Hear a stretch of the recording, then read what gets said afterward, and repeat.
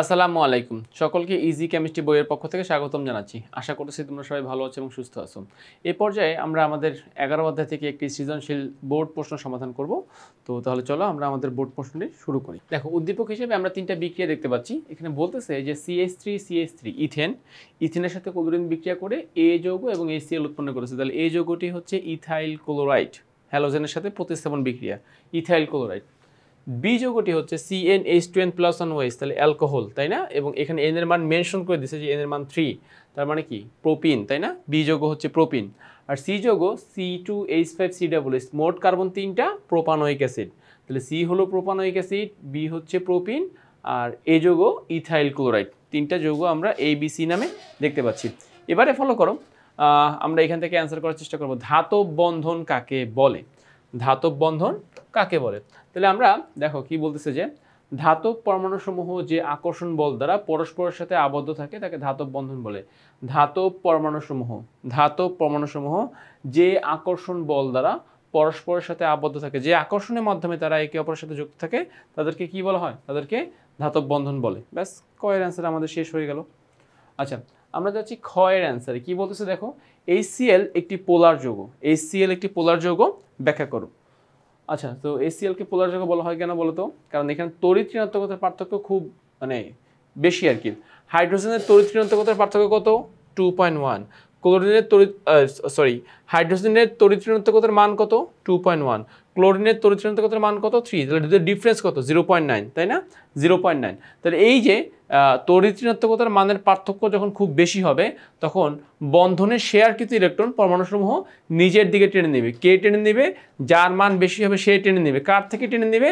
যাদের মান কম থাকবে তাদের থেকে টেনে নেবে। তাহলে এখান থেকে ইজিলি বোঝাই যাচ্ছে যে আমরা যে ইলেকট্রন শেয়ারের মাধ্যমে যে সমযোজী বন্ধন গঠন করতে পারি। দেখো, আমরা ইলেকট্রন শেয়ারের মাধ্যমে যে সমযোজী বন্ধন গঠন করতে পারি, এখানে হাইড্রোজেন এবং ক্লোরিনের মধ্যে যে ইলেকট্রনগুলো, সেগুলো সবগুলো কার দিকে চলে যাবে? ক্লোরিনের দিকে চলে যাবে। কেন? কারণ ক্লোরিন মূল্যের মান বেশি। ফলে হাইড্রোজেন ইলেকট্রন হারিয়ে হবে ডেল্টা প্লাস, আর ক্লোরিন ইলেকট্রন গ্রহণ করে হবে ডেল্টা মাইনাস। হাইড্রোজেন ইলেকট্রন হারিয়ে হবে ডেল্টা প্লাস, আর ক্লোরিন ইলেকট্রন গ্রহণ করে হবে কি? Delta minus. আচ্ছা, ফাইন। তো তাইলে আমরা এখান থেকে এই যে ডেল্টা প্লাস এবং ডেল্টা মাইনাস যে তৈরি করতে পারলাম, ডেল্টা প্লাস এবং ডেল্টা মাইনাস যে তৈরি হলো, ফলে এখান থেকে কি তৈরি হবে বলো তো? ফলে এইখান থেকে আমাদের পোলারিটি সৃষ্টি হবে। যেহেতু পজিটিভ নেগেটিভ মেরুকরণ করতে পেরেছি, ফলে এখান থেকে আমরা পোলারিটি সৃষ্টি করতে পারবো। ব্যাস, আমাদের ক্ষয়ের অ্যান্সার শেষ। গ, বি হতে সি প্রস্তুতি সমীকরণ ব্যাখ্যা করে। বি হতে সি, দ্যাট মিনস আমাকে প্রোপিন থেকে প্রোপানোয়িক অ্যাসিড প্রস্তুত করতে বলা হয়েছে। আমরা যাচ্ছি, দেখো প্রোপিন থেকে প্রোপানোয়িক অ্যাসিড কত সহজে বানানো যায়। ও প্রোপিন থেকে না, সরি, প্রোপানল থেকে। এখানে ওএইচ ছিল, তাই না? ওএইচ ছিল, ইয়েস। প্রোপিন না, প্রোপানল থেকে প্রোপানোয়িক অ্যাসিড।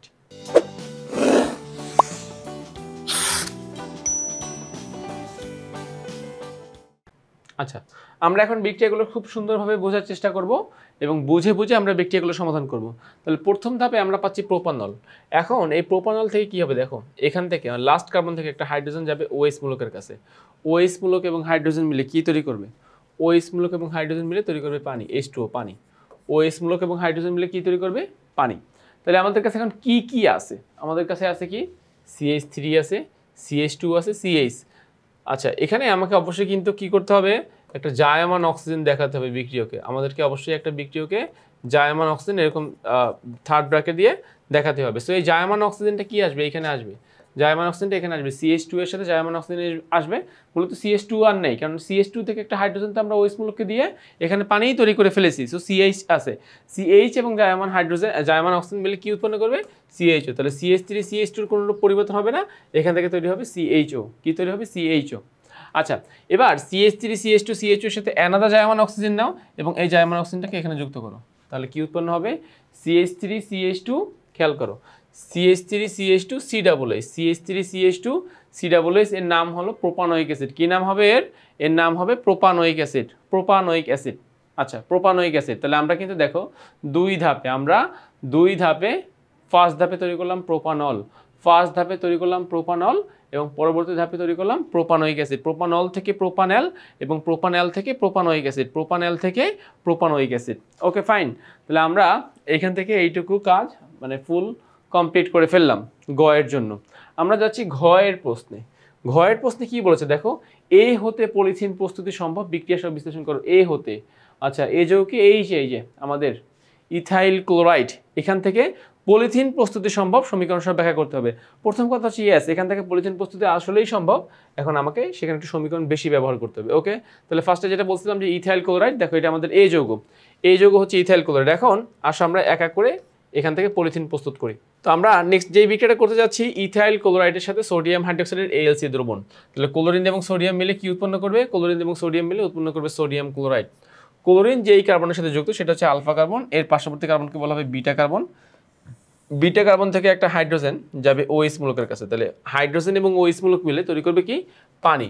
তাহলে এখন আমাদের কাছে কি কি আছে দেখো, আমার এখানে CH3 নাই, কিন্তু একটা হাইড্রোজেন কিন্তু অলরেডি আমরা OH মূলককে দিয়ে দিয়েছি, ফলে এখানে আছে আমার CH2, এই হলো আমার CH2। এখানে একটা সিঙ্গেল বন্ধন ছিল, আমি দিলাম ধরো সিঙ্গেল বন্ধন, আর এখানে আছে CH2, এই CH2, তাহলে CH2 সিঙ্গেল বন্ধন CH2। তো এতে করে কিন্তু কার্বনের চার্জ যোজনী, সেই চার্জ যোজনী ফিল আপ হচ্ছে না, আমাকে তো কার্বনের চার্জ যোজনী ফিল আপ করতে হবে, ফলে অবশ্যই আমাকে ডাবল বন্ধন দিতে হবে। তাহলে আমরা ইথাইল ক্লোরাইড থেকে আমরা সরাসরি ইথিনে চলে আসলাম। এবারে আসো পলিথিন বানাবো কীভাবে, তাই না? এখান থেকে পলিথিন বানানো যাবে কীভাবে? এই যে বিক্রিয়াগুলো ফলো করো, যে আমরা এই ইথিনের সাথে 1000 বায়ুমণ্ডলীয় চাপ, 200 ডিগ্রি সেলসিয়াস তাপমাত্রা, সামান্য অক্সিজেন প্রভাবক বিক্রিয়া করিয়ে আমরা এখান থেকে ইথিন থেকে কি প্রস্তুত করতে পারবো? ইথিন থেকে আমরা পলিথিন প্রস্তুত করতে পারবো।